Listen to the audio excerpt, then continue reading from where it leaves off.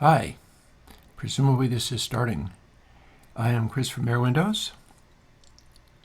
As always, derping around with new settings and things, but that's fine. And I've just released Beam and have my pen and paper to make notes on in case I need to show anybody documents of anything. And I have my tempo map from last week if we need to get back to that for any reason.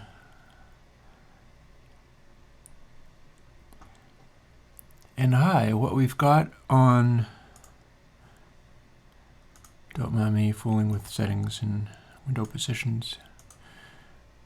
All that might get better at some point. I'm working, as always, on improving it all.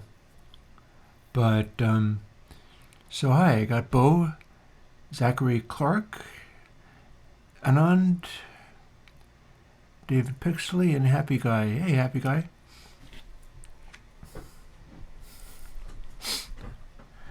And to some extent, I have a less specific notion for what's going on today, other than I'm going to go until 12:45, seeing as I'm going with the Patreon-based thing for how much time I'm going to spend, and that's how much it's gotten to. So yeah. Also, you might notice I don't have any earphones in. I actually might get some AirPods for being able to do those videos without being tied to a headphone amplifier on a really short cable. And that'll be nice. And I have a microphone handy, which is this one. It is my old studio projects.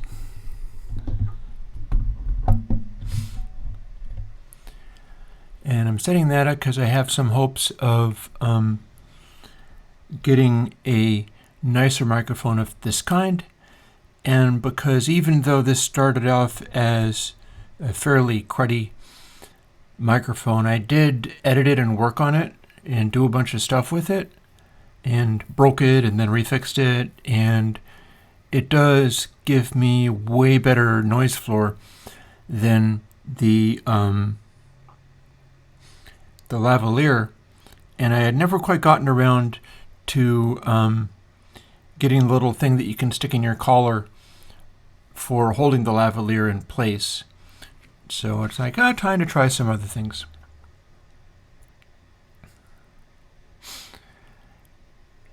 And I'm reading my chat. Oh, I should change it to live chat. Probably won't be anybody trolling it like crazy, and even if there is, whatever. Oh, studio projects, I'm not sure whether they're a Swedish company or not, other than they are one of a set of recommended makers of gear. Like my Fancy Pants Studio friends back in the day liked it. You know, I should really move my something.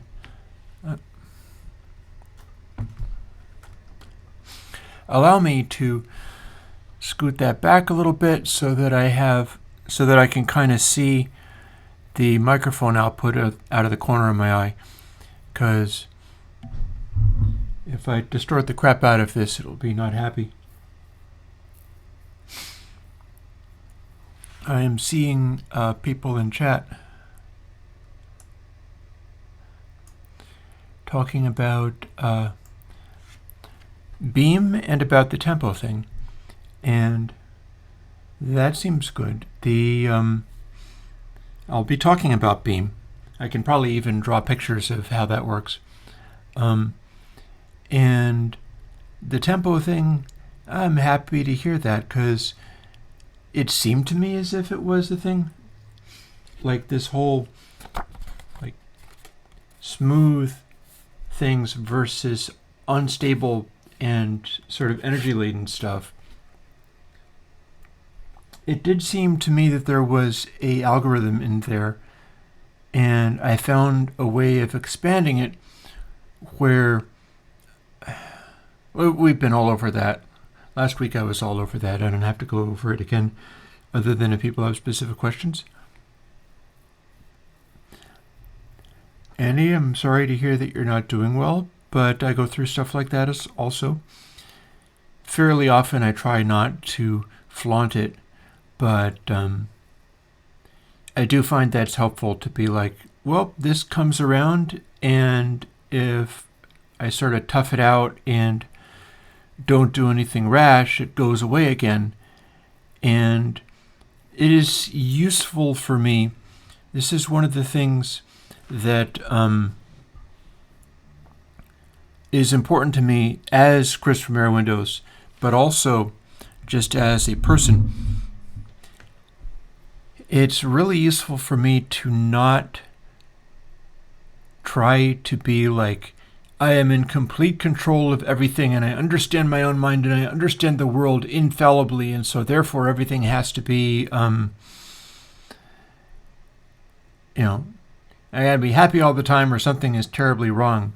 It's like, my sense of things is not that trustworthy.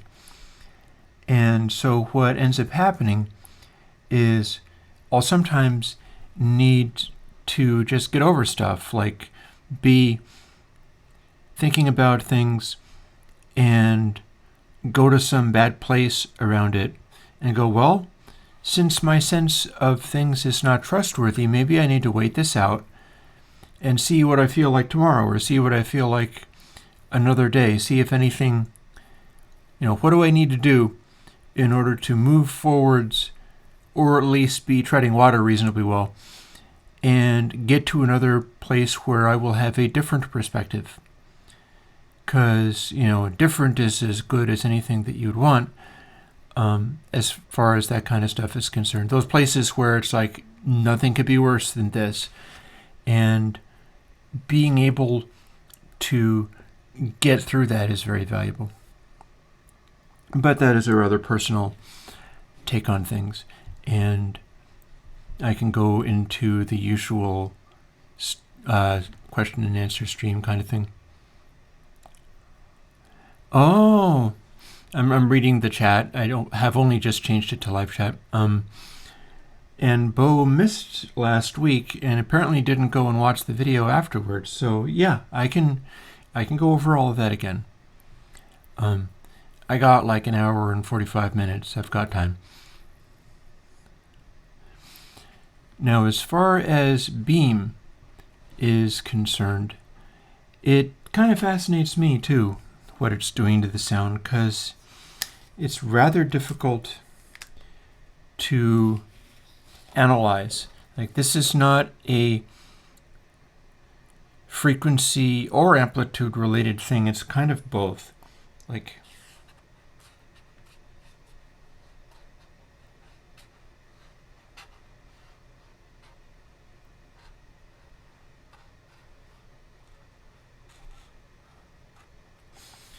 so if you have a waveform that looks kind of like this, or indeed something that like takes it and does some other directions as well.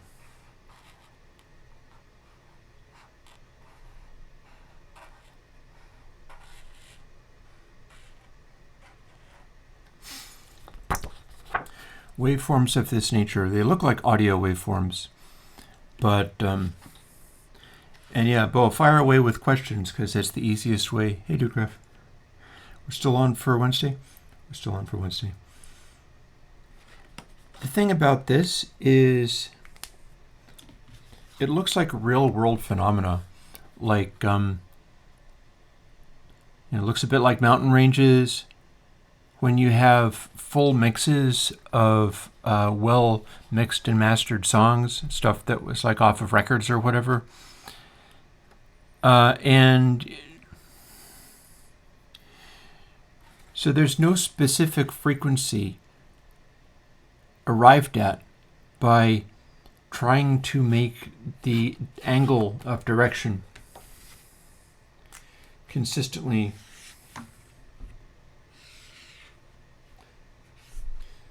the same. Like if the algorithm is trying to get the angle to be this, so if it is steeper, then the dither is going to be rounding downwards to reach this angle. If it is shallower, it'll be rounding upwards, and the same for the opposite direction. It's going to try to arrive at a similar angle whichever direction it's going. And this has no really coherent audio purpose specifically. It's like the way that is... by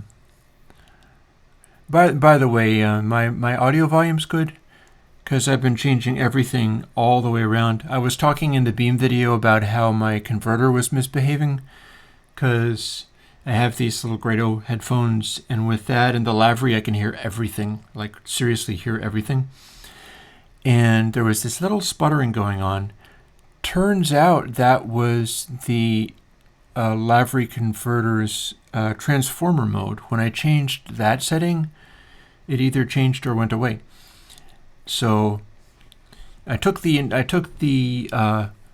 AD converter apart, and I retightened all of its little screws because the Lavrys, if you use them for 10 years, they run kind of warm, and the heat cycles can eventually make screws loosen, and it depends upon those screws being tight for ground connections.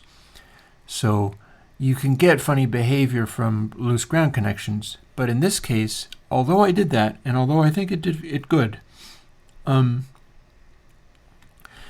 the funny noise I was complaining about seems to actually be part of the transformer setting on input. And I'd been using that, but then I decided not to. So now what I've got is, and I guess that levels seem good enough. Now what I've got is a direct capture using the clear setting and a more clear microphone than I had before. So I guess that's going to be a good level. Anyways, talking about Beam, and if you have specific questions about the tempo thing, we can switch over to that. It's like a low-level slew rate massager, but it's trying to create a slew rate rather than reduce it, or like what's happening with dark is if you have a waveform that's slowly changing, it's going to tend to try to optimize that.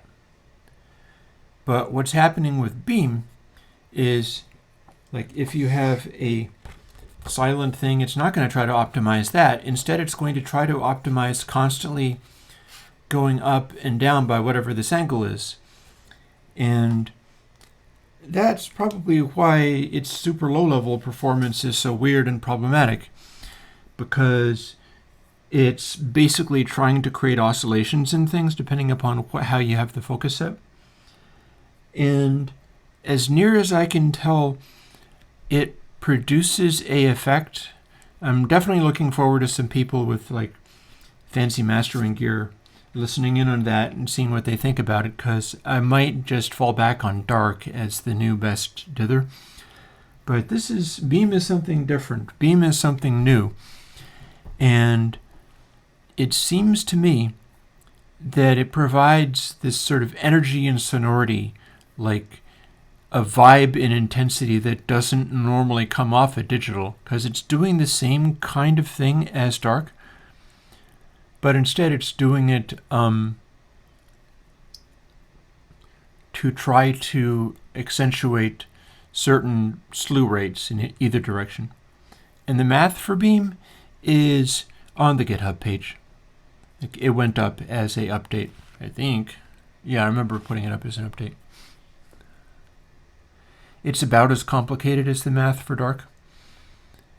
And Matthias is asking, can you use another dither on top of it? No, pretty much you can't, because it is a dither. That's all it does. It's the only way that it achieves any result. So you kind of have to choose. And like Infinity Affirmation Audio is asking, I'm actually shooting out Beam versus dark versus not just another dither, with the task of what's going to be the new thing to go into monitoring. And I've kind of decided I'm probably going to take a version of monitoring and spin it off that uses not just another dither, if indeed I end up replacing that, because I want, and I'll have to bear that in mind that I can do that going forward, I want to have it be possible for people to get exactly what they had before if they wanted it, but I don't want to update the version number. I want there to be just like, this is monitoring, this is the current best case scenario, and update it in place, and then everything that you had that ran not just another dither will do whichever new thing turns out to be best.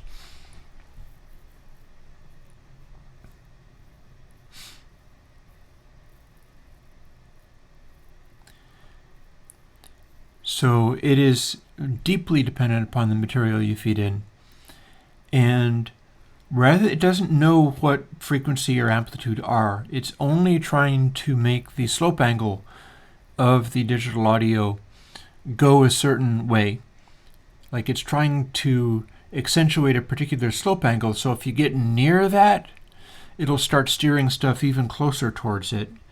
And to my ears, that sounds like sonority and a sort of intensity that does seem to be localizable at frequency ranges. Like you can set focus to lower, and it seems to accentuate bassiness in a particular way, or higher than 0.5, and it seems to be bringing out trebliness.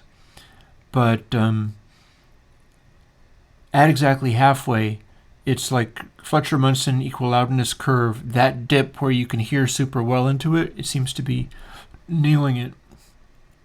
I'm actually using a mathematical constant to get that to happen, and I have no idea why that would work, but it did.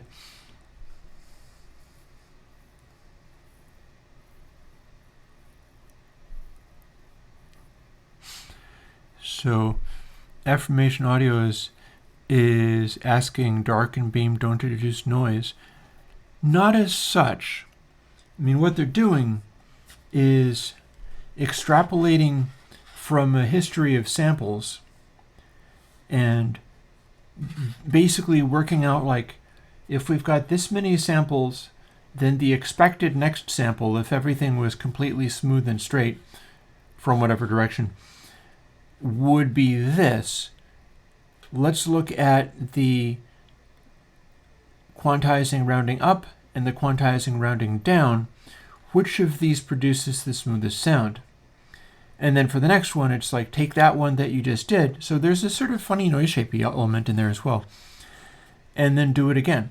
Like extrapolate what that's going to be.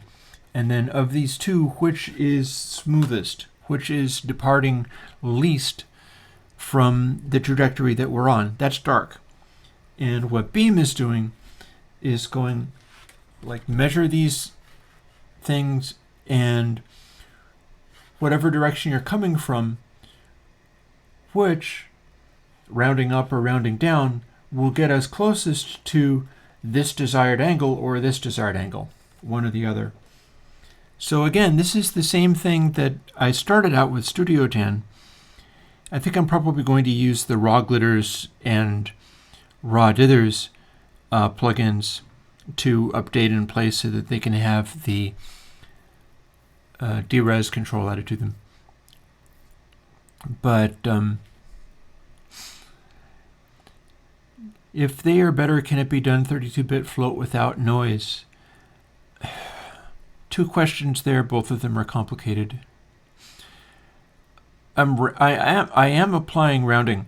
I am applying floor to the output, so it is outputting literal truncation. You could just output 32-bit float without doing anything, but then nothing would happen. And what it's doing is it's not generating any noise. It's one of those not really a dithers. Much like Studio 10, much like Dither Me Timbers, even Not Just Another Dither is like that to some extent, where these aren't dithers because they're not generating noise down at the noise floor. Instead, they're doing something else. The idea is when audio content is operating, it does something very specific, And if you give it silence, it'll either do something pathological and weird, or maybe it'll generate a noise-like behavior, or maybe it'll just shut out, which is what dark does. And Beam initially made a really horrendous shrieky noise. I had to recode it to make it so that if silence was really happening, then it would give me a silence. Because otherwise, it just sank into a horrible shriek. So that was weird. Andy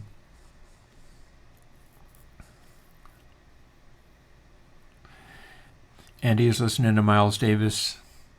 That's a good thing to be listening to. As it happens, over the last week or so, I'm not doing any music either, although I'm looking to get back into that at some stage. I've been updating a variety of things and trying to get them better. And when I am ready, then I'll start doing streaming again, although I probably won't tell anybody about it. So it's like you'll have to keep an eye on the YouTube for that, because although I'm likely to do a scheduled thing, I don't have it in me to harangue and beg people to come and listen to my weird music when I know perfectly well it might come out really strange. There are some people who prefer it when it comes out really strange. And there's some people, including people in this very chat, maybe in this very chat, who have repeatedly asked me for stuff like ambient music and such, and I can make that kind of thing happen, but mostly it's just winging it. So I'm probably not going to tell anybody when I do that.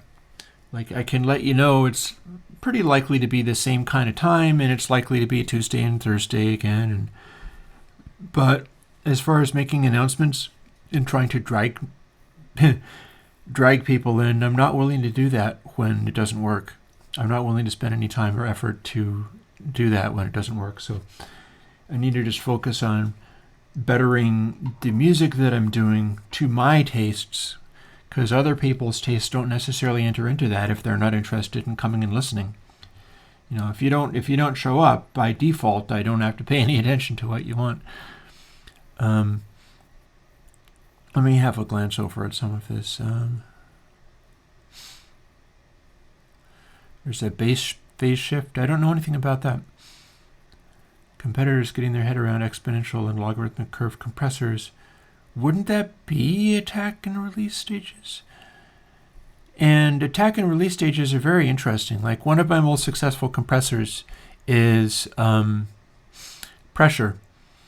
And the thing about pressure is it has an unusual attack and release behavior, because its attack and release behavior are pretty you can't just go by stuff like, here's a waveform and it went over this amount, and therefore here's where it starts turning things down, and you get up to here, and then this is as loud as it goes. That is a very rapid response. It'll cause aliasing, and it's trivial doing this thing where it's we went beyond this thing and therefore we just automatically turn it down to immediately react. Or now that we have gone past that point, I just turn it up by 1 point, multiply by 1.1 each time becomes a sort of an exponential behavior, or add by 1.1 each time becomes a more linear gain rebound. But those are all fairly trivial, and I think they sound trivial. So what I've done a lot of times is make more complicated time constants that are deeply interrelated with what signal is coming in, and intermediate constants where it's as the recovery curve goes, you increase the amount by which the rebound is increasing.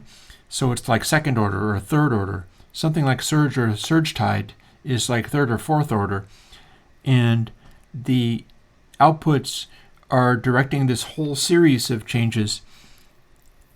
And the end result of that is a compressor where the dynamics can change very rapidly, but small variations basically don't do anything at all. And these cause compressors that sound better and more interesting, but are way not as good at handling incredibly, like they're not limiters. They are not capable of taking a single transient spike and suppressing that and then bouncing back. Instead, they will sort of take the transient spike, they will basically let it through completely if it's really quick, and then do something else. And it will affect other things. So like surge and surge tide act like sort of automatic gain controls, like level controls. And there's something to be said for that kind of stuff. But as far as the attack and release stages not being exponential and logarithmic, well, if you're doing a simple multiply on the attack or release, especially the release, I think, especially the release, if you're rebounding from a compressed state and you simply multiply your gain level by something, each sample, that is actually an exponential release. The volume level is going to go, and there's a certain natural soundingness to it, but at the same time, it's not the only thing that you can do.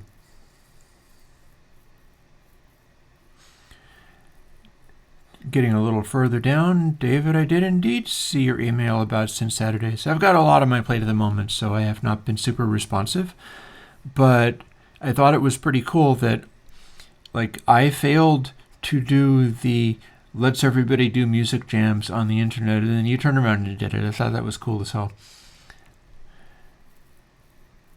Link people to that in this chat if you would like, and I will say, hey, this is something somebody is doing a basically live-streamed festival.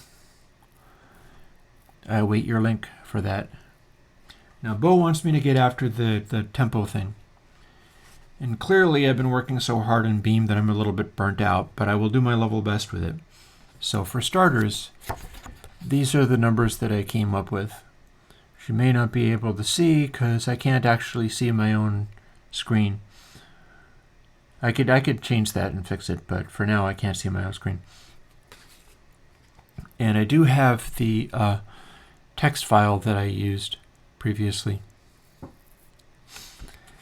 And the gist of it is I've identified tempos, and I think Andy was asking about what about slower tempos, and the answer is yes, indeed, slower tempos continue to follow this, and I worked out what the numbers were for those. It gets rather ridiculous because it gets to be like, okay, 43 is calm, but then 45 is unstable, and then 47 is calm again. It's like you get down to low enough levels and it becomes kind of meaningless. It really doesn't give you the sense. At least I don't think so. It would be weird if it did. But what I was shooting for, I had this feeling like I didn't fully understand tempo. I didn't fully understand how it worked. That, and actually I should be talking about this Gianluca Marchese thing, because 3D illusion is a very interesting question and something that I've worked pretty hard on developing. For instance, speaking of 3D illusion, I've got a new microphone in here.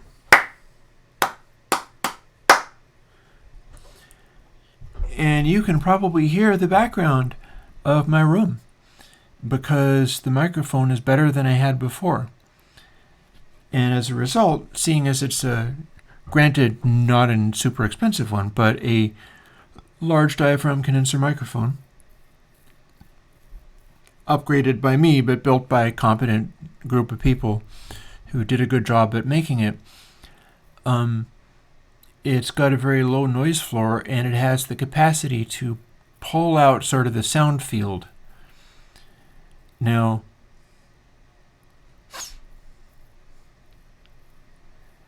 the thing about enhancing the front to back depth feeling, reverb and delays are just as likely to get in the way of that as to help it. And I try to do better than that. For instance, my NV plugin, which is what I've been using on that demo track all the time.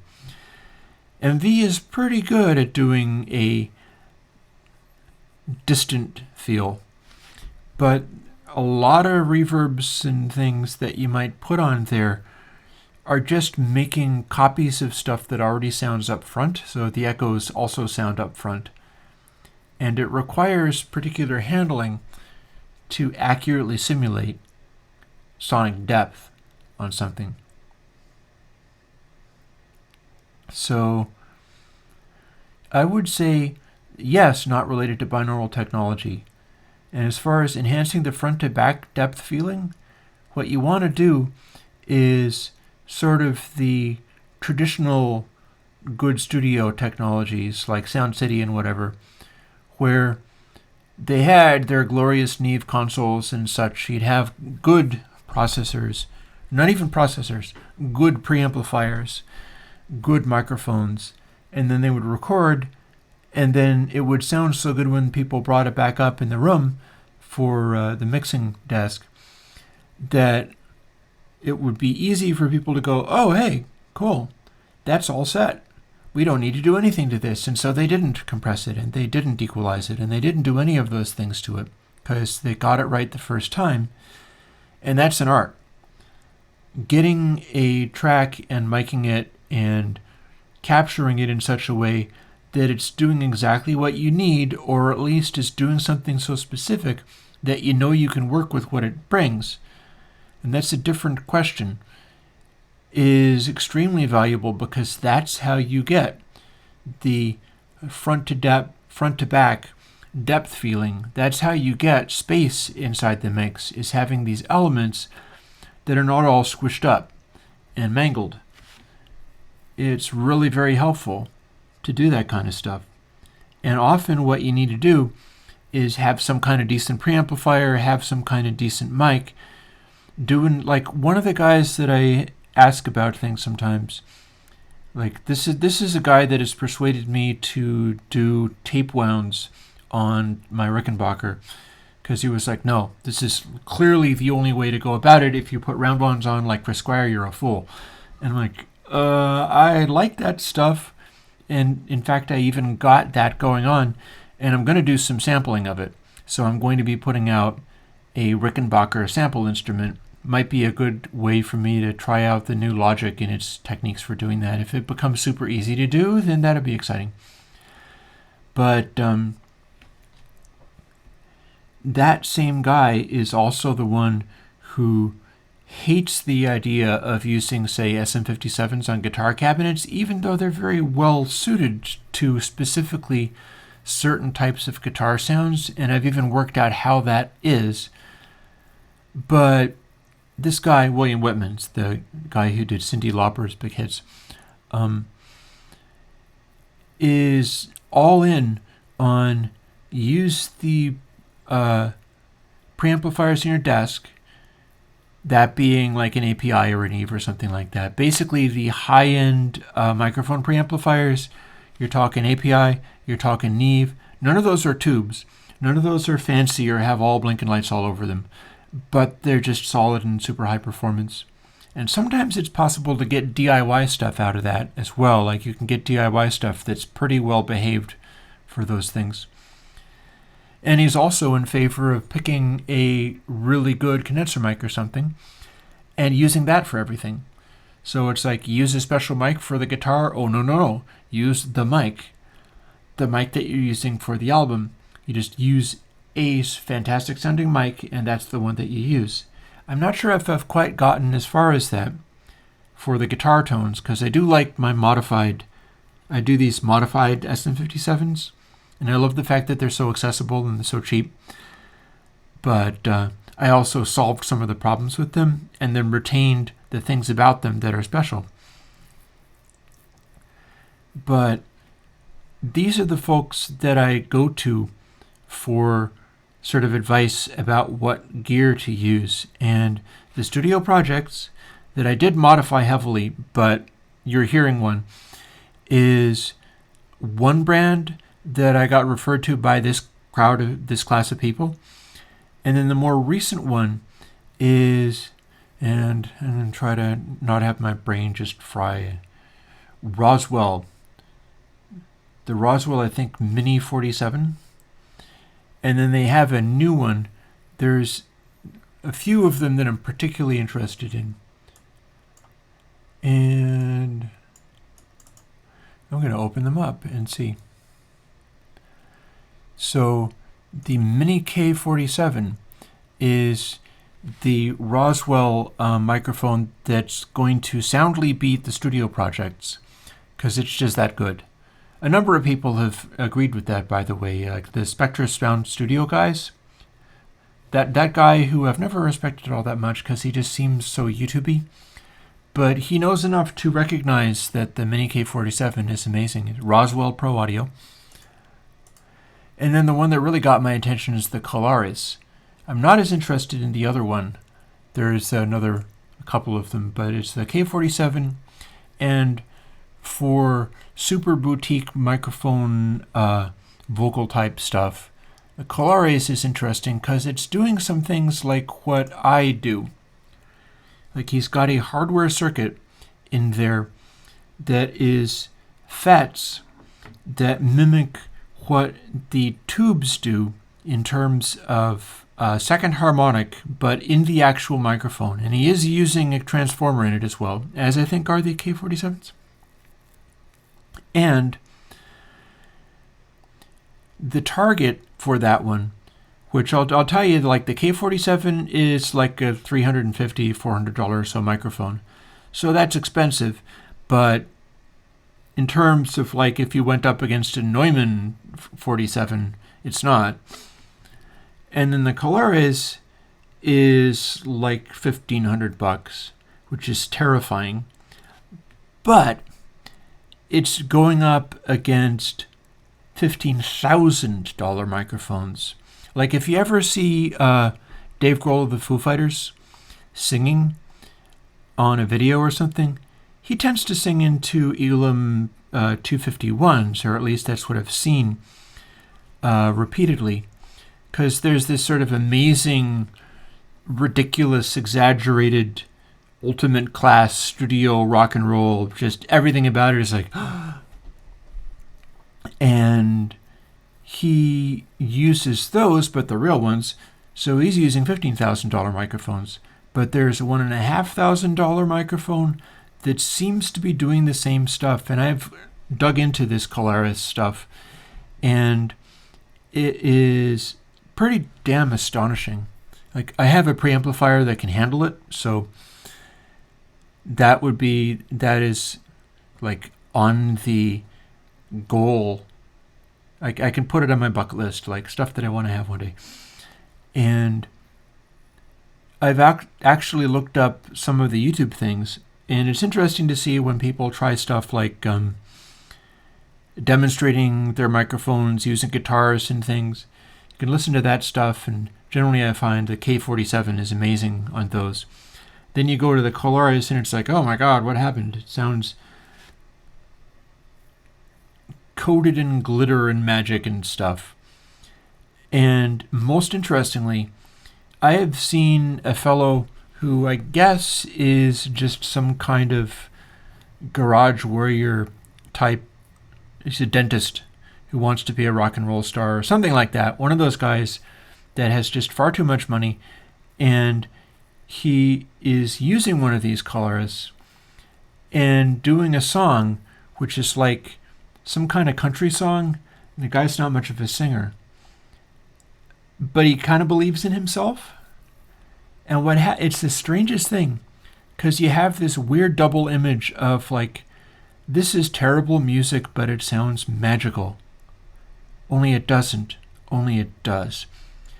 It's this whole thing of all this drama around this guy, but he's neither as good of a singer to really hit you with like, wow, that's well sung, nor is he that into his song that you get a sense of like naturalness and really buy into what he's going on. And that's another thing that you can do. Like you can have all this stuff, not be a good singer, but if you have all the conviction in the world and that comes through your voice, it will come pouring out over a signal chain like this.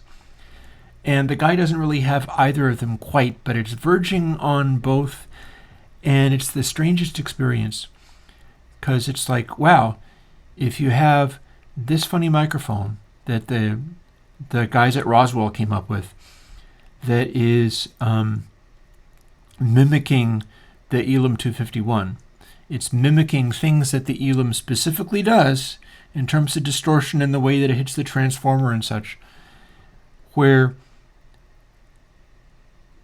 the microphone kind of digs into your soul and dumps it on the listener to the extent that you're communicating that. And if you're not communicating it, or you're not really present for your singing, then it will telegraph that as well. And there will be an element of like, wow, this is so cool and fancy. And yet your fundamental disconnectedness will come through. And certainly if you can't sing, your false notes will come through as well. It's just interesting when you get into stuff like that, when you get into the ways that technology interact with recording and give you a result. This is one of the reasons why I'm so into digging into these word length reducers and stuff, because it's finding areas where this stuff helps communicate, and then it comes down to what have you got to communicate? And that's a very big question.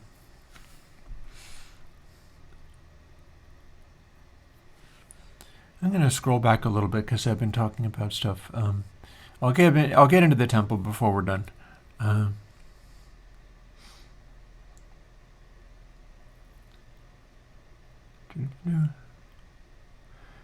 get into the decimal points and things. And he's talking about scale notes. And yeah, Gianluca, you should definitely check out MV as far as a deep space adder, especially if you turn down the brightness on it a little bit.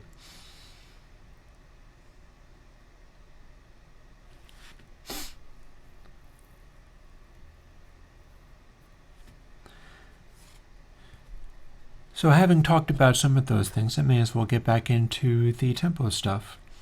So here's what happened.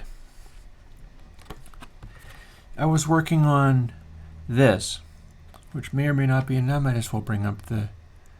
I try to avoid having the screen super visible because I'll just stare at myself. Because look, big picture of me.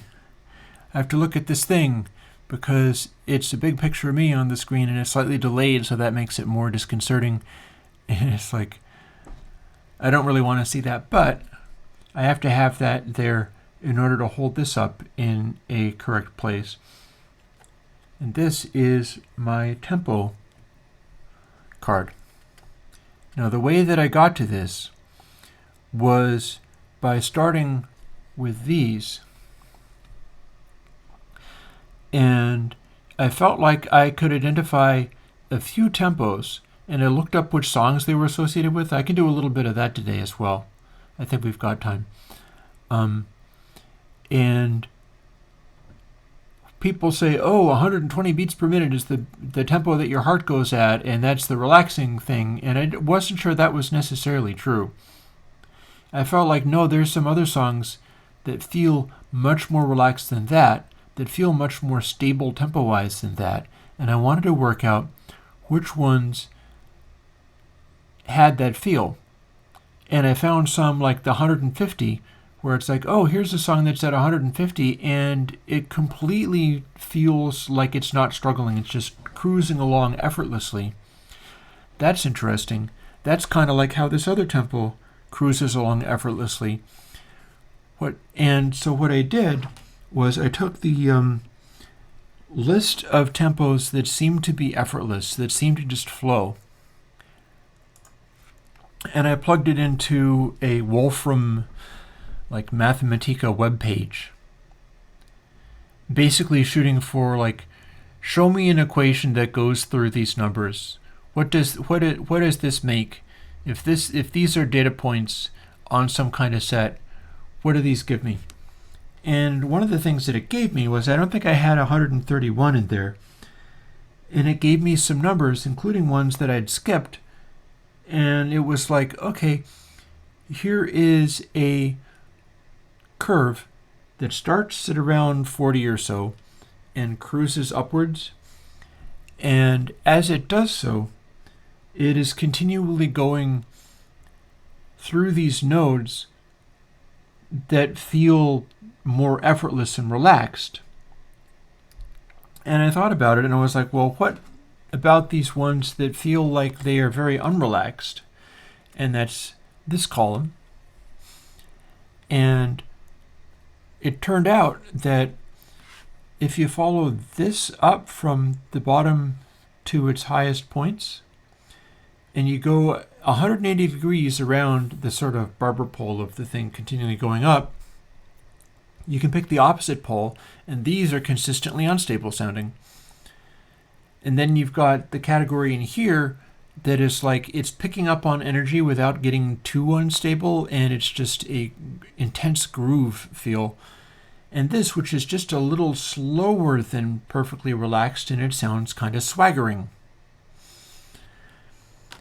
And 127 doesn't actually, that would be in the swaggering zone. But heart rate doesn't seem to have anything to do with this. Heart rate can be all kinds of things. I don't think it really has anything to do with heart rate now. Especially since the zones of smoothness or agitatedness just keep on cruising through at different frequencies, at different tempos. Like you got 113 is an extremely stable rate, and then 131 is also very stable. And then you go to, I think it was 150 is stable again, and then 172, if I'm not mistaken, the example that I had for that one was English Beat Mirror in the Bathroom. And that was 172. So it's dizzyingly fast, but there's something very settled about it. It doesn't sound like it's rushing. It doesn't sound like it's chasing. It's just very stable. But if you pulled that back to 161, suddenly it sounds manically fast. And these seem to be human tempos. They seem to be fairly consistent, even though they don't exactly relate to any beat or heart rate thing. And your heart rate can bounce all over the place. And yeah, there are decimal points in here. I didn't write them down because they don't correlate to how I set tempos on like my drum sequencer. My drum sequencer doesn't let you do fractional tempos, but these numbers actually will have decimals. This is a simplification. The actual algorithm I might be able to dig up. Don't mind me looking up some of these things. I don't think it's under Studio Synths, but I can check. No. Is it under Documents? Tempo Studies, yes it is.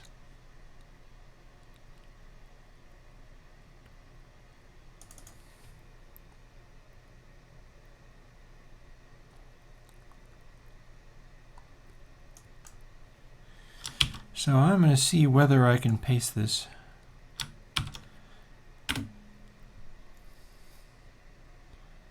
Let's see if that worked. It did. Okay, so if you click on that, you get to what I was working from. And I extended these numbers as I went. But the curve here is actually the nodes of most smoothness. And as you can see with the residuals on the bottom of the chart, that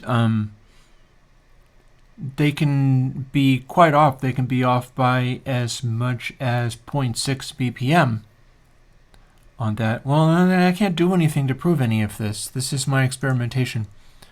There's the challenge there. That's what happens.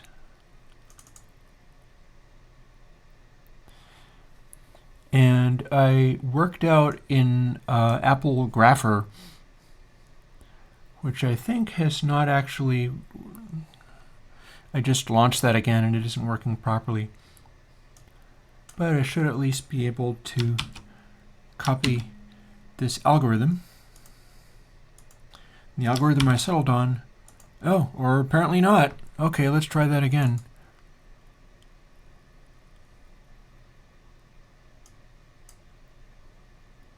I do not know why it's not letting me copy this. Maybe if I... Okay. Can I paste that into here? Let's find out. No. Oh man, this thing is being such a pain in the butt. Let's see if I can paste it in a text edit if I can't paste it in anything else. I copied that, so I should be... Yep, there we go.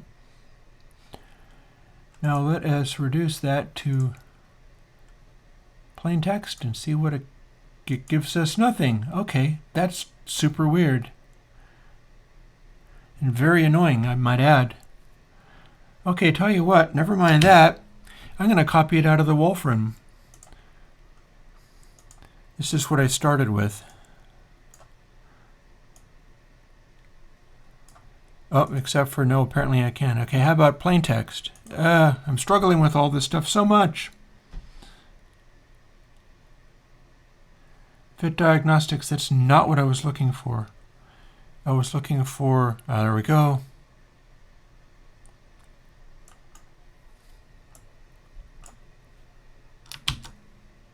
Copy and paste this. Thank you. So there's your algorithm. That is for specifically the smooth, serene versions of it. But what happens is, as you continue to, like, here, let me get the piece of paper again. I'll explain how I arrived at this. So the algorithm acts like this. And you've got these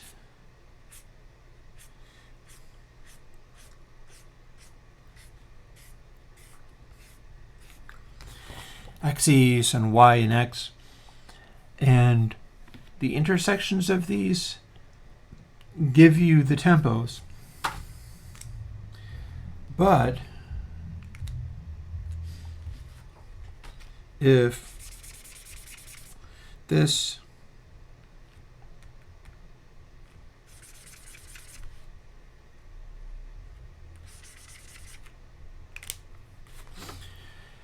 these are smooth and serene tempos and it follows this, imagine that it's like a sort of barber pole.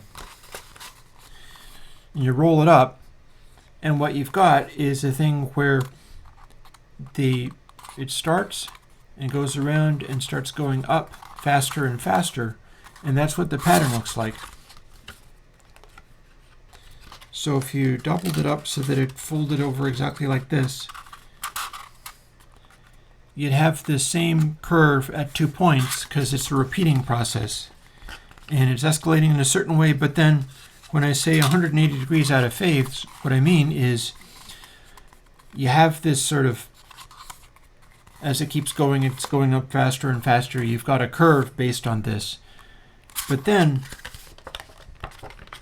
if you're looking at only 1 point on it, which is this most stable point, that's going to all be aligned at 1 point on this repeating cycle. And then if you rotate 180 degrees, you've still got the same curve, but you're consistently getting something else. So as the curve goes, it will intersect points at this stable frequencies.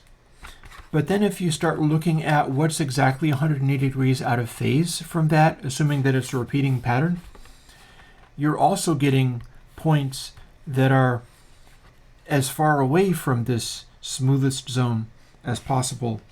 And that is this category, the unstable category, 78, 90, 105, 122, 140, 161. Those are the most unstable feeling tempos. And then if you subdivide it a little farther, you got your stable and unstable. So what's halfway to stable? And I called halfway to unstable a sort of energetic groove kind of zone, and a halfway back from stable is sort of a swaggering quality. And that probably did you no good at all. But I'm just trying to explain how I arrived at these, because I'm giving you the math, I'm giving you the formula, and this is basically all I did was apply it in this way. And if we're doing this thing, I got 45 minutes left, so what I should do is fire up the tempos.txt. That at least will give me some nice little... I wonder if it'll show on the... I wonder if I can open window for chat too. Let's find out, shall we? Maybe I can get this up on screen. It doesn't have to be on screen. Boom. So there we go. And if I...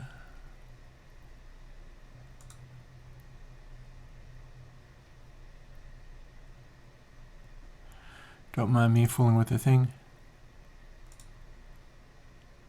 Move to top, move to bottom. I'm trying to transform the position of this window here.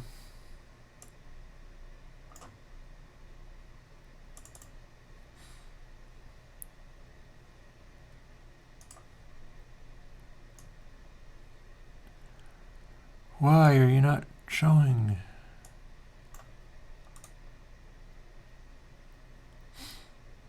Don't mind me trying to fix the thing. Properties.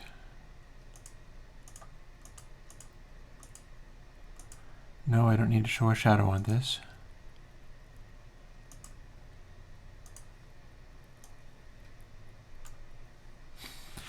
Arg, why is it hidden? I bet it's hidden.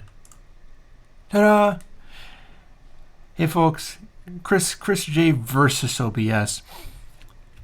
So here, let's shrink you guys down a little bit, and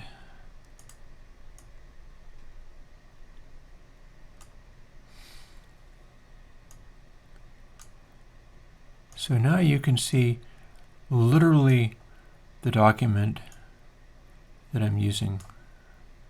And I can shrink that back a little bit.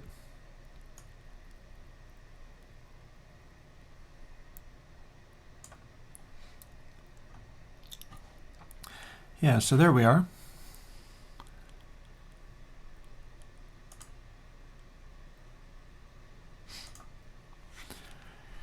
So you were asking for slower tempos. There you are. The cycle continues. It's this curve. It's going like this, meaning that its slowest tempo is like probably 40 or so, and in these really low levels, it's kind of meaningless. Like, although not as much as you might think.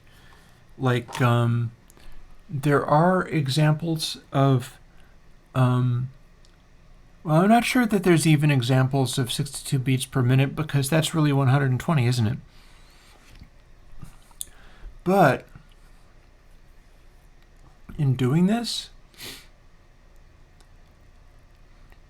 there's a repeating quality about it, and the way that I drew this out, and if folks want, I can scroll this for you. Like, here we go. We'll take away those ones now that you've seen them. And my slowest ones were starting at 73 beats per minute. And again, a lot of this is hearsay. Like, somewhere on the internet, somebody said, oh, this is this BPM. And so I'm like, okay, if that's true, let's write it down. And what do we get? So 84 is the first one that I have a lot of examples in there. And that is a stable tempo. So you got like Silver Springs and the Joker. Let's Get It On, Like a Rock. It's a lot of stuff that feels very chill, feels very stable. Then as we go to 98, that's a little more up-tempo. But there are some strange results out of that. For instance, you wouldn't, if you know what Informer by Snow is, you wouldn't think of that as relaxed, but because that's the white Jamaican dance hall fellow from Canada who and just gushing words frenetically. And the thing about that is it goes way, way too fast. The bass tempo is still 98, and so it doesn't sound hard when he does it. If he had chosen like 90 or 105, it might have sounded much more difficult. The way that he did it, at the tempo that he chose, made it sound easy. And that's interesting. When we go on to 113, which I called a statement, you get a bunch of weird things in here. For instance, a bunch of TV themes. I'm Free by The Who, Heartbreaker by Led Zeppelin. There's a lot of stuff there. And again, this is a normal, flowing, natural tempo. David Bowie seems to like those as well. Heroes, Under Pressure by Queen and David Bowie. A lot of these ones are seeming exactly natural and comfortable because they're sitting in that tempo node. Then as you go on to 131, which is the next, 118, I know. I will go to tempos as asked. But 131, you've got stuff like Ozone. And there's a compelling nature about that because of how natural it feels because of the stable tempo. These are all stable sounding songs. They don't need to be anything else. They're sitting smack in the middle of whatever. And time signature changes, I think that depends. It's like going to double time or whatever. There are things like Massive Attack's Teardrops that feel very slow, but there's an underlying faster tempo in there as well, and you can always double or halve the tempo. I think...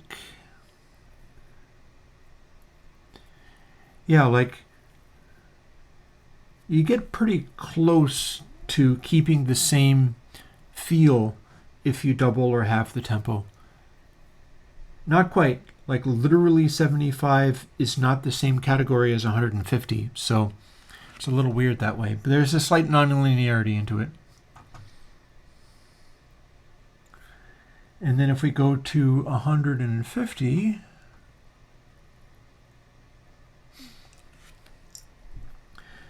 I call that weightless. And I think that like Freebird has multiple tempos in it.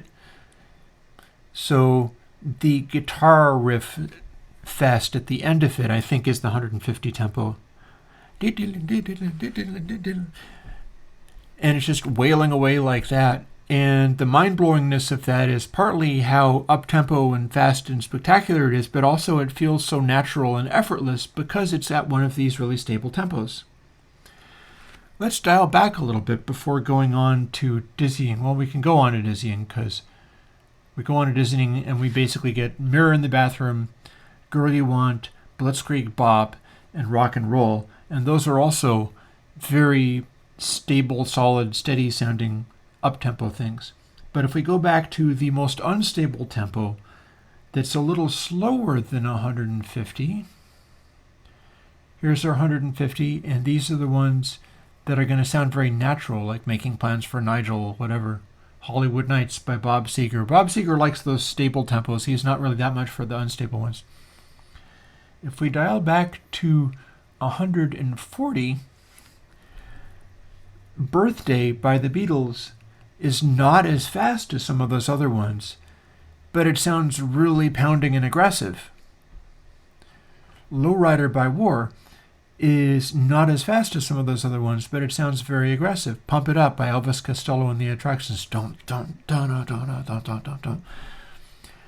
The maximally unstable node in this sort of spiral. Don't Stand So Close to Me, Panama by Van Halen. Shattered by the Rolling Stones is a beautiful example of just most aggressive, most unstable, most demanding tempo. People are talking about a lot of numbers down there. People are asking for... Are we asking for tempos to see? Because I can do that. Might as well. Now, what happens when we take this unstable zone after having looked at all the other ones? Oh, I should go to the 194, the last one on the list. 194 is the fast part of Black Parade by My Chemical Romance. Apparently it's Blister in the Sun, An Angel of Death. It's the whipping post off of the Allman Brothers at the Fillmore East, I believe. And again, that's a stable tempo. It's flying along unthinkably fast, but there's a naturalness and a calmness to it. Whereas if you take it back just a little bit to 183, you got like The Doors' Break On Through. You've got Tell Her About It by Billy Joel. And the feel is super rushed, super awkwardly cranked. Or let's dial it back a little bit, 161, a lot more in here. This is another unstable but fast tempo. And if you think about that, the examples here are amazing. Like if you take the maximally unstable up tempo and combine it with ZZ Top, you get like range. And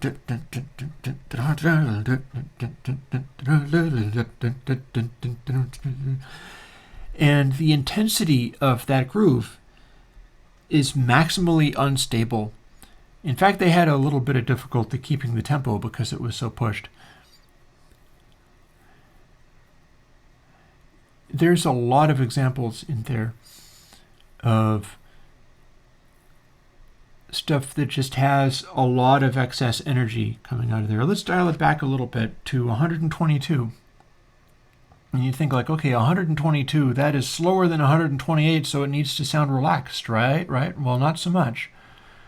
Instead, what you get is forceful.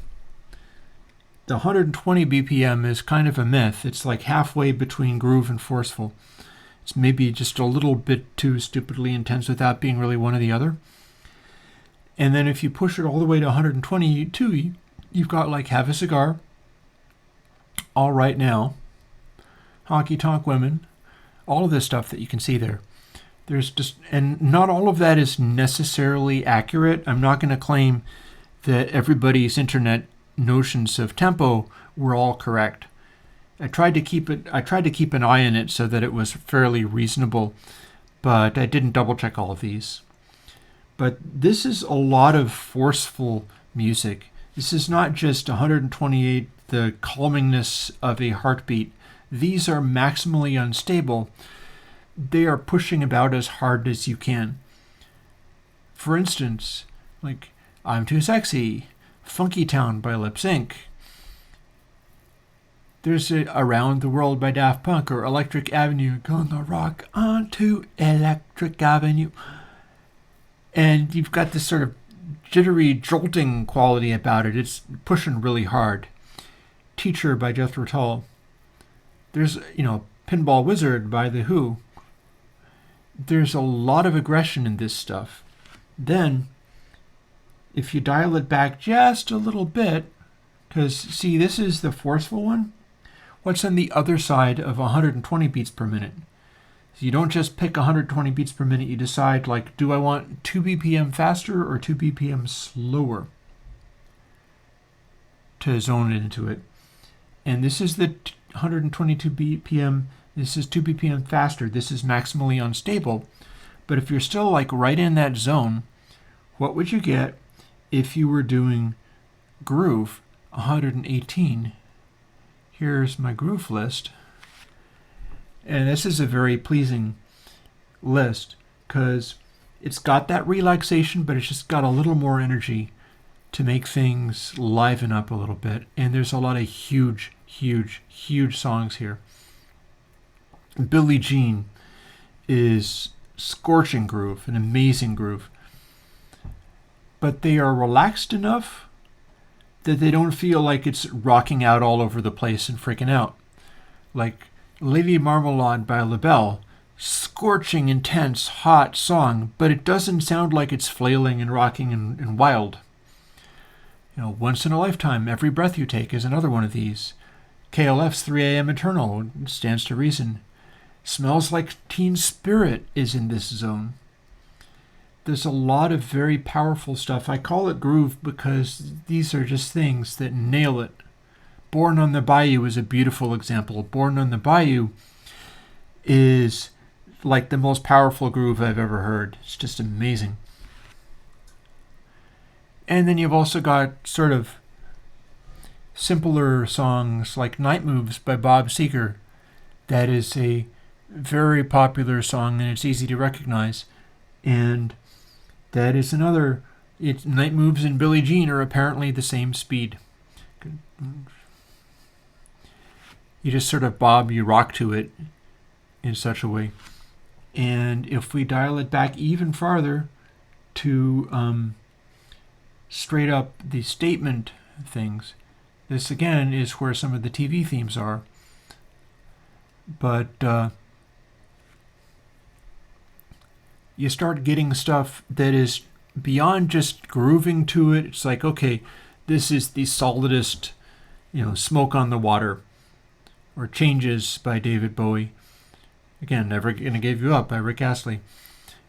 These are the ones where it's just, this is the song and take it or leave it. And I have not yet showed you Swagger. You might enjoy that. We'll dial it back a little bit more.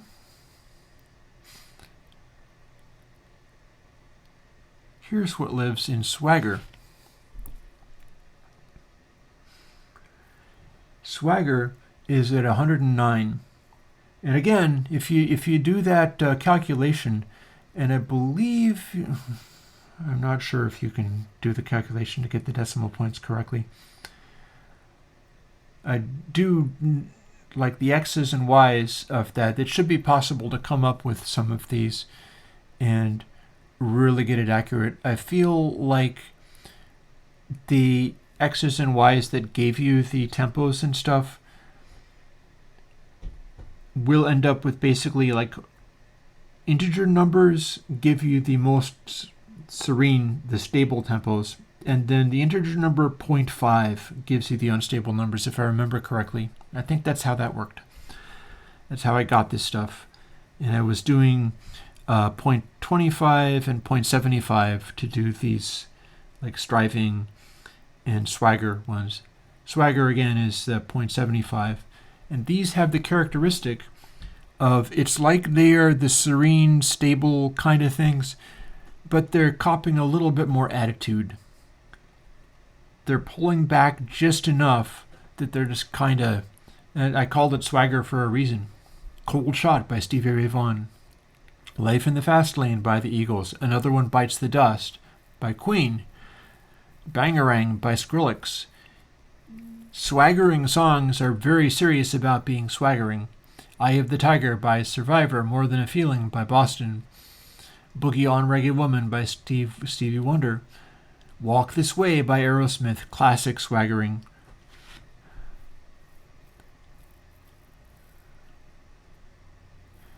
Got any other requests for other tempos? Because I could keep fooling around with this. Not all day, but I can do it to some extent. And yeah, you're saying this needs to go on the internet. I'll find a way of putting it on the internet. Maybe I'll post it on Airwindows as a post.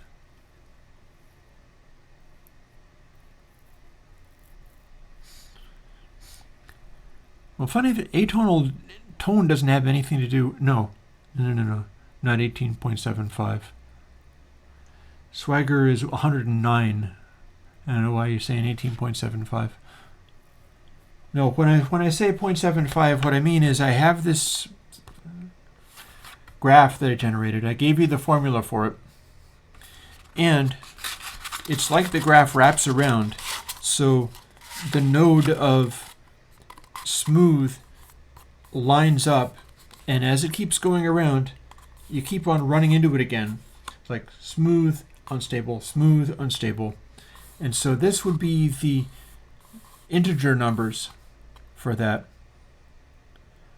And then if you were to measure it and go like, okay, what is the 0.5? That would be 180 degrees out of phase from what the integer number position was.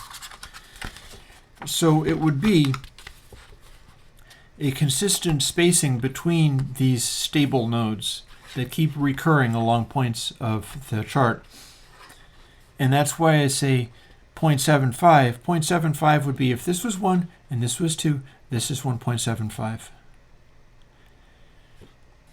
But it's somewhat arbitrary, really. It's not really a Mobius strip either. It's like a barber pole. It keeps on cycling around.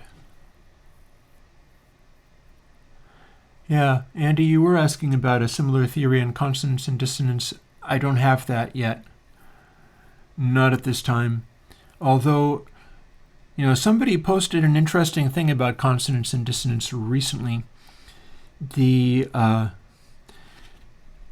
YouTuber and bass player and noted theory guy Adam Neely recently posted a video, and it was something like how to do lo-fi hip-hop or something. He's always talking about that, but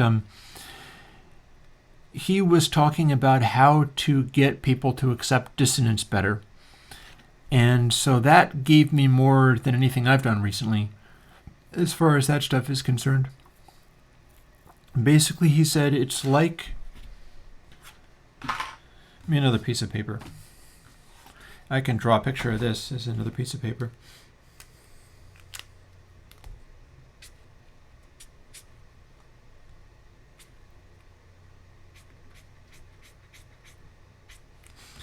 So if you have notes, and this is a low note and these are high notes, you can't really make dissonance by putting other notes near the low note. Instead, what you do is you pick your pedal tone, your bass tone. Let me move this until you can see it. And then if you have a fairly basic chord, like a root and a third and a fifth, that could be sort of in the middle range. And then if you're going to have a lot of crunchy, funny, high, weird things, you put that up here, because if you're measuring literal harmonics,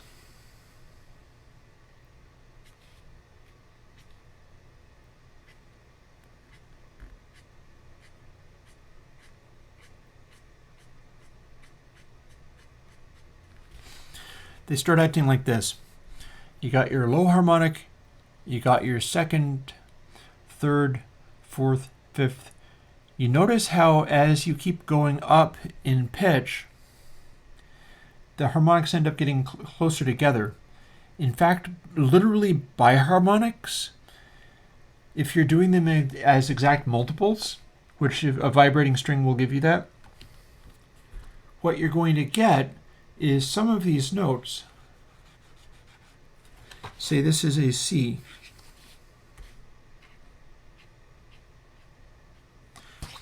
One of those harmonics is actually a C sharp.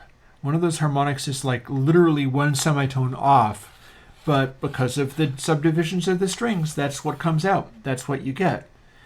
And so if you're making chords, and I'm still working on this, I'm hoping to develop that better. If you're making chords and music and stuff, and you're trying to work with dissonance and harmony, and you're wanting people to accept really dissonant stuff that you throw in there, what you do is you have your basic notes and then simple stuff going on in the middle there, and then by the time you are playing really funky dissonant notes that don't really fit in with the C anymore, you stick them way up here. You stick them in a high pitch where the high harmonics of the C as a complicated note would show up.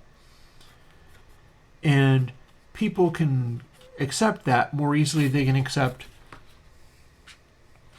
C and C sharp both as bass notes, or a C sharp in here where it's clashing more aggressively. So basically what you do is you take your notes and control what like key you're in and make sure that you're playing the correct bass notes and have stuff be fairly harmonious in the lower frequencies, and then start throwing your weird dissonant stuff, like Adam Neely likes to call them the crunchy chords. Throw those in high notes, and they'll generally be more acceptable to people. And that seemed plausible to me. I'll buy that. I think that makes sense. So yeah, are we done with looking at this tempo page, or would you like me to scroll to something else as long as we've got it up?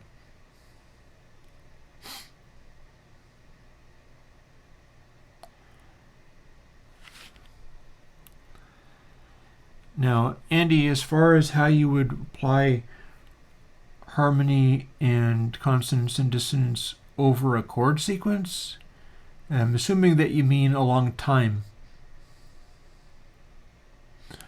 Let's close the tempo thing for the moment, unless I'm asked for more of it.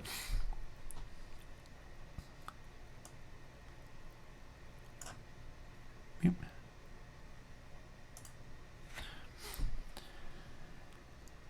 If you're talking about harmony and dissonance over time, this gets into what I was talking about in a much older Q&A, in that I remember going on about how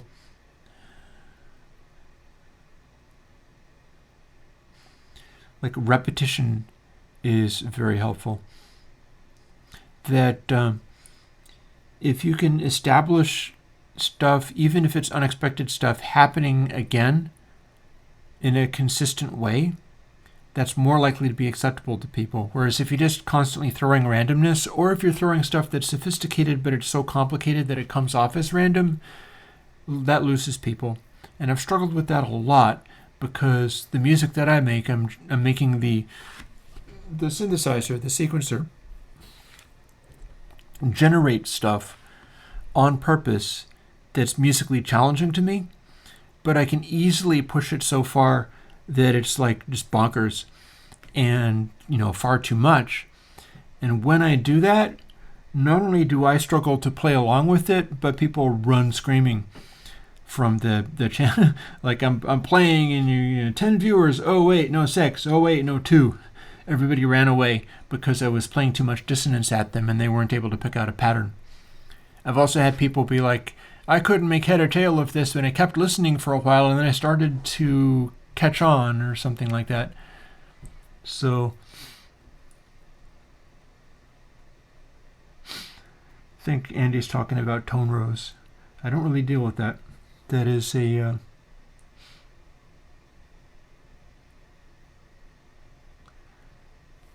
yeah. Some of you folks talking about the music theory of horizontal dissonance is a bit beyond my pay grade.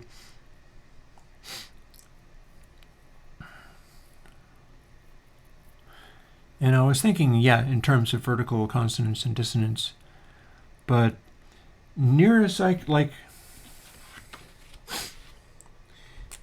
here's a little clue from Coltrane.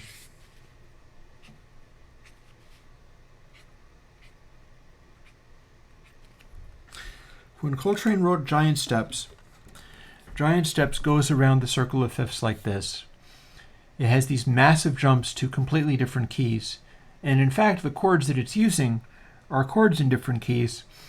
So there's two related things at each point. It's not literally just one position as far removed from each other as possible, but it's consistently stepping from here to here, then from here to here. It is going clockwise around the circle of fifths. And it's making consistently sized jumps that are the most difficult jumps you could possibly make. But the resolution to the adjacent point is always clockwise around the circle of fifths. It's not like it's going this way and then that way and then this way again. It's consistently doing that. Cosmic, I think you asked that before. There's no way to add a focus knob to point. Although I should revisit point at some point. No pun intended. And I would love to give you tape and vinyl dither with the bit crushers. Possibly not instantly, but that's in the cards. Those I specifically intended to add the DRes control to vinyl because it's very useful there, and also to the tape dither, just so that people can have lo-fi and that kind of bit crushing, and those are useful tone colors to have. I think I'll also add Paul dither. I'm not as into double Paul anymore. I don't feel that was very successful. And my old spatialized dither is probably a useful choice for that as well. But yeah, when you talk about the chords over time and how to do dissonance in a moving sequence of chords in such a way that people will accept it or at least be able to find it, it really matters whether you're just jumping around randomly or whether there's a recognizable pattern. And with giant steps, what Coltrane was doing was regularly jumping around in a clockwise motion, resolving from this point to this point, and then resolving from this point to this point. And the motion is always consistent in this way. So you can do big dissonant jumps, but it's useful to do them in a predictable way. And that's also consistent with, like,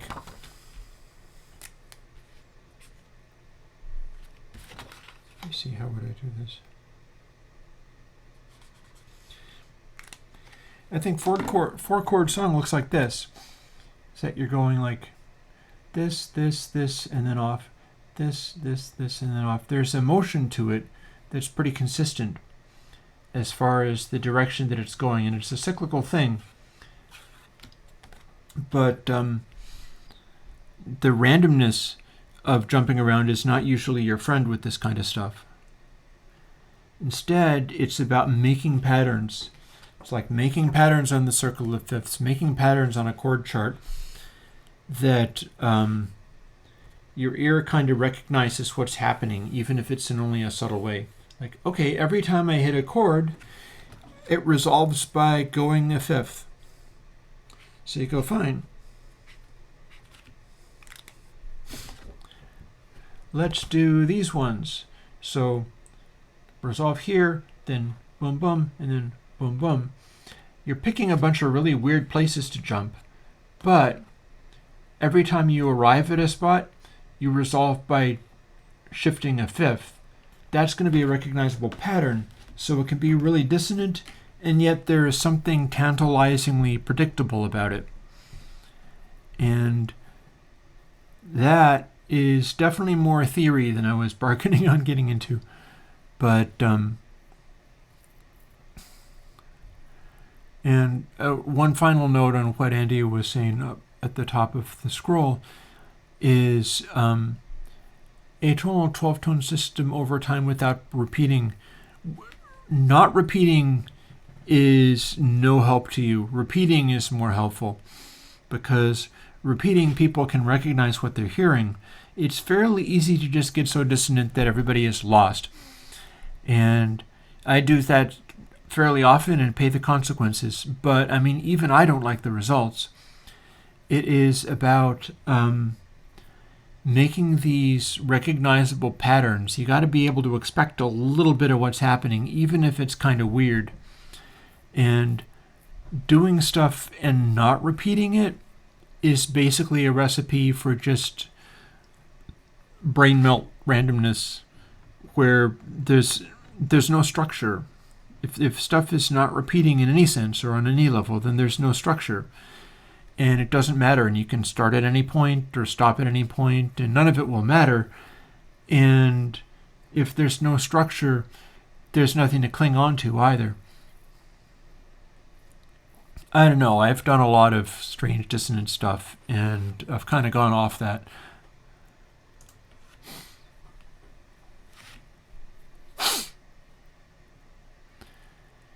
So yeah, Shadow's turned up and says, I'd like to see more modulation. Well, asking me for stuff like specific brand name here never works, because it's like I won't do stuff like that. I won't do a thing like PSP stomp filter because that sounds really specific. And as far as modulation plugins, I've made buttloads of modulation plugins, but they will typically be kind of coarse. Like I've got a flanger, I've got some chorus ensembles and things. I've got a vibrato. I think I have a tremolo. I'm not sure if I have a tremolo. I should, because there was a tremolo that I did that modulated like the density algorithms. So it would go more dense and then go to inverse density for the quietest parts. And that was a very effective thing. Should take a moment and glance and see whether I do in fact have that or not. I'll look for it on the GitHub. If I don't, that might be a good thing for me to add, wouldn't it? So going and looking on the GitHubs. Yeah, I've got the tremolo out. Yeah. So I have a very nice free tremolo that you can also download. It should be in new updates.zip, and it should be on the Airwindows site. Look for the one that comes in a zip file, because that's the one that has all of the VSTs and stuff.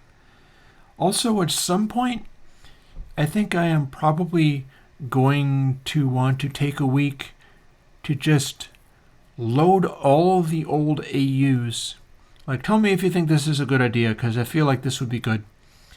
I'd like to take all the old audio units. People still come around and ask me sometimes. They're like, I bought this from you in 2007, and my hard disk died, or I moved, or I got a new computer. Can you still give me the download? Do you still have the download link? And it's a Kagi shareware download link. Kagi shareware died years ago and never paid me the last bit that they owe me either. And their digital download servers also died, so all of that stuff basically went away. So what I've got is just the DMG files that are the same as what I had there. And what's been on the Airwindows site has been all the demo versions of that. So what I need to do is take a week at some point and go through and replace all of those old demo versions with the actual downloadable products from back in the day. All the 2007 and 2008, 2009 and 2010, so on. All of that stuff, although it is not VST and it's not the modern upgrades that I have to these things, I need to put those up so that people can have them, because otherwise they'll just be asking me like one at a time, like, oh, can I have that thing that I bought from you in 2007? Like, the reason I didn't do that right away was because it would have seemed really rude. I was trying to get the Patreon going, and it was not like, oh, hey guys, thanks for giving me all this money over the years, and now everything that you have is now online. I don't think that would have gone over well, but now I have done VST versions and free versions of basically all of that, so it's just filling in the details, and people need to be able to go to the Airwindows site and get backups of whatever it was that they had. They shouldn't have to email me for it. Plus, these days, if you're doing that kind of thing, like if somebody sends you a message like that from a Gmail account, you are out of luck, because Gmail will not let you send zip files to its users. So you have to have a website somewhere to put it on and hope that you can direct them there. Because the way I used to do stuff was to just return email to people and drag the DMG file into the email, and then they would look at their email. The plugins are small because they're GUI free, and it would pop up in their email. They'd be able to open it up and go. And this is back in the day when you could put a plugin onto a OS X system and use it immediately without rebooting. That's how long ago that was. But these days, you can't even send a DMG file to a Gmail user any more than you can send a zip file. It will simply refuse to let the person have it, so I have to come up with workarounds.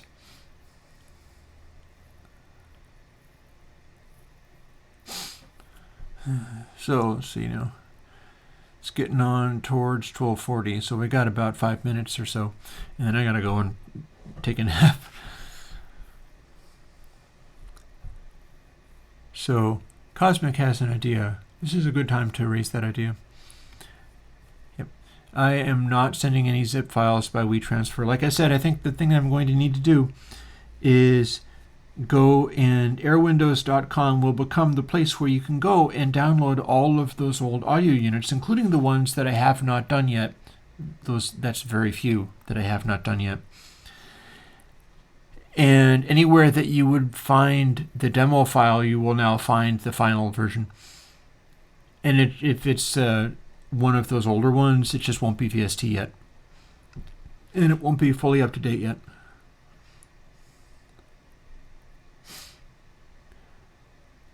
Hey boy. Okay, so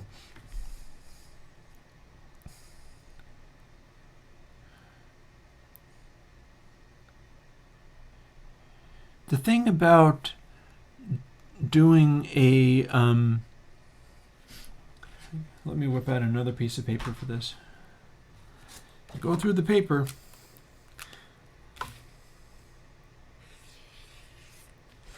You had a waveform, right? And you're trying to saturate it. So you could saturate only the high part of the wave, and that would be chopping the tops off or something like that. But if you wanted to saturate only the low part of the wave and then have it go on as it did before, it's technically possible to do some of that stuff. But what's going to happen is that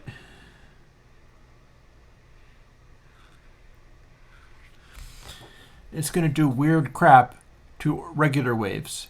So it's not going to sound anything like only shaping quiet stuff or details and then having loud stuff come through cleanly. It's not going to be anything like that. Instead, it's going to be basically, if you want this, then start doing crazy things in Pafnutty. Pafnutty, the Chebyshev distortion generator, can do all this kind of craziness. And it will, in fact, saturate low amplitude parts of the wave and let the high amplitude keep going. Pafnutty will do all those things, especially if you set it very strangely. What it won't do is make it sound like only the ambience is slightly distorted and beefier, and then the regular stuff is clean. Instead, everything is going to be grungy and grindy and crazy. There's no way around that. Now, in terms of if you were doing stuff like compression, what you'd get is... I'm sorry, I'm yawning. I'm tired. What you'd get is like a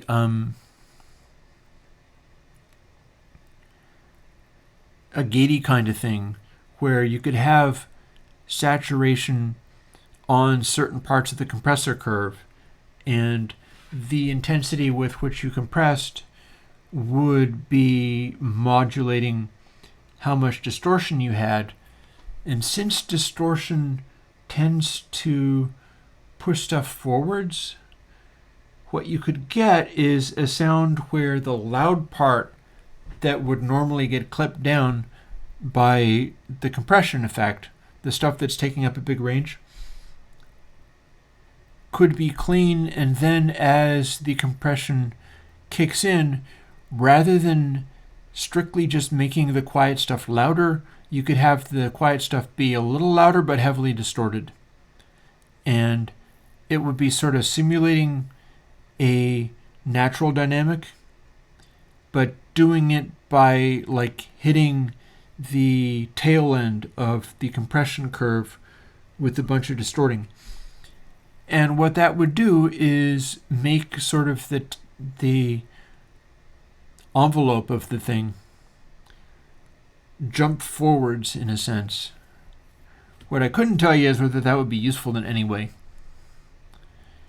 And it would be very, very limited to what the... I can probably draw a note on that one as well.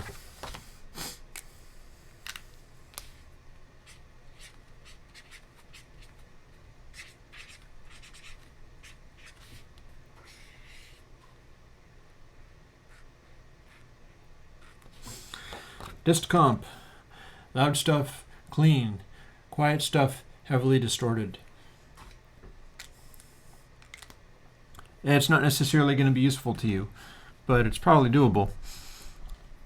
So basically what you're going to do is do a compression that would be able to amplify the quiet stuff. Like, let me take the other end of this pen and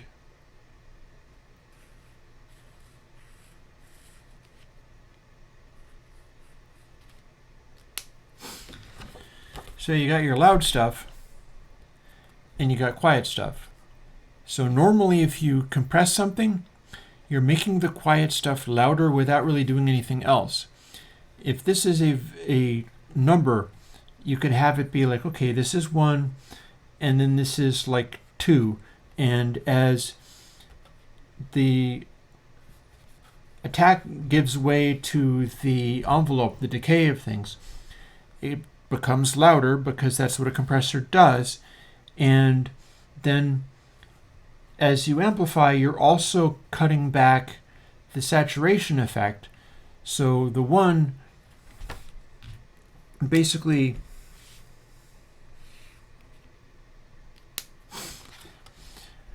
for the loud stuff, your threshold gets pushed up as well. For quieter stuff, as the amplification factor turns up, the threshold of the distortion, or indeed soft saturation, turns down to match it. And that gives you your increasingly saturated reverb tails, which also means that the detail in your sound is going to be coming forwards, and I feel as if that would have weird effects, but maybe be useful for percussion or something. And on that note, I think I got another plugin idea out of it, so I'm going to have to call that one a success. And I was able to show people some of these tempo things and such. And it's been 1 hour and 46 minutes and counting. Actually, I started a little bit late, but all the same, yeah, well, all of our minds get racing, and hopefully I can make sense of some of it.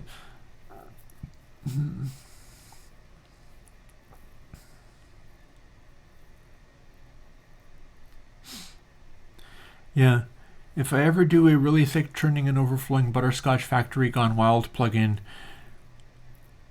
that would be cool. I don't know, honestly, maybe I've already done something like that, just not quite in the same way. Yeah, I'm trying to remember now the ones that I've done along those lines. Didn't I have? I did.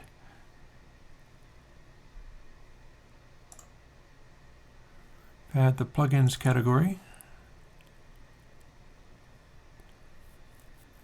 Don't mind me looking at what I've got up there. It's a very, very big list.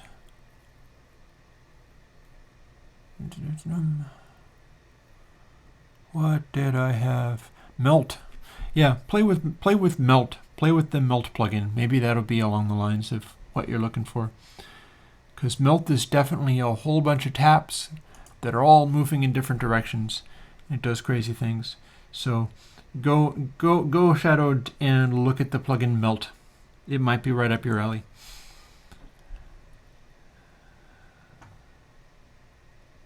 Oh, and I'm going to stick around for Bo's weird angle on the tempo thing, unless you're calling to my...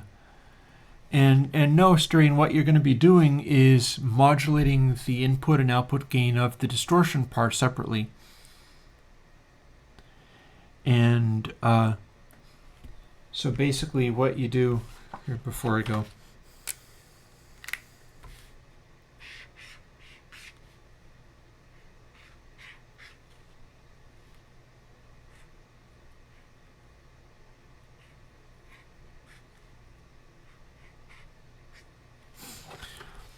so you got your compressor part, and then there's a separate little distortion thing. And the way we work this is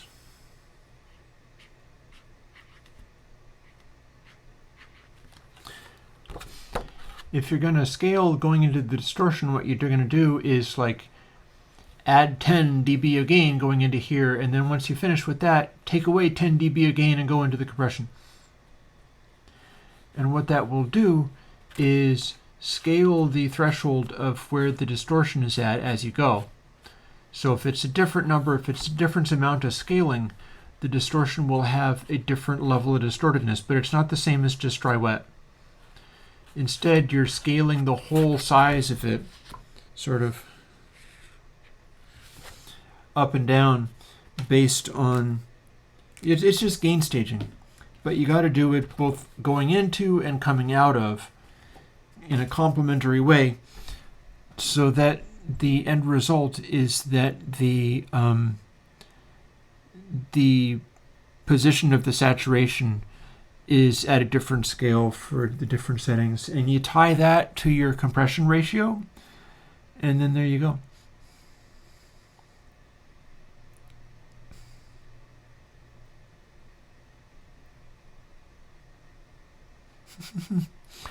Oh dear. So Bo is suggesting that the 3.06 in that algorithm could actually be pi. Oh, I don't know, man. I would like to think that, but I doubt it. I don't think that's really the case. I don't think it really is pi. But if you want to do experiments, see whether they line up as well with the nodes of relaxed or intense that I was finding, bearing in mind that there is a certain amount of like wishful thinking in there. Although, if you construct a model of tempo where you're like, okay, halfway between stable and unstable is a groove. It's stable but with extra energy, and you find that like Billie Jean sits in the area that you're calling extra groove and energy, you get the feeling like, okay, I'm not completely out to lunch here. I have not come up with an algorithm that says Billie Jean is deeply unstable and unsettling sounding, or, placid and overly serene. It's like when you have the right ones, the examples that you find start to really make a lot of sense. It's like being like, I'm looking for swagger, and I'm finding, okay, Toccata by Emerson, Lake and Palmer. Not going to call you a liar there. Or there's a lot of ones like that. Anywho, we have found pi. Therefore, I think we are all set. So what I'm going to do is say goodbye to you guys for the week. We'll catch up with you next week. I'm tempted to bring out not just another dither next week, simply so that I can keep that flowing, but I'm not going to do an unbroken stream of only dithers because there's other stuff that I could do. And one of the things that's coming out, because I know people really love to hear what's coming out next, one of the things that's coming out is bright ambience. I have bright ambience ready to go. And that is a sort of weird, aggressive, old 2000 and something plugin, but it could be kind of handy. So there's that. And I'll talk to you guys later. And at some point I'm going to get some kind of remote so that I don't have to look off screen in order to do all of this stuff. And I'll talk to you guys later, like I said before. Bye-bye.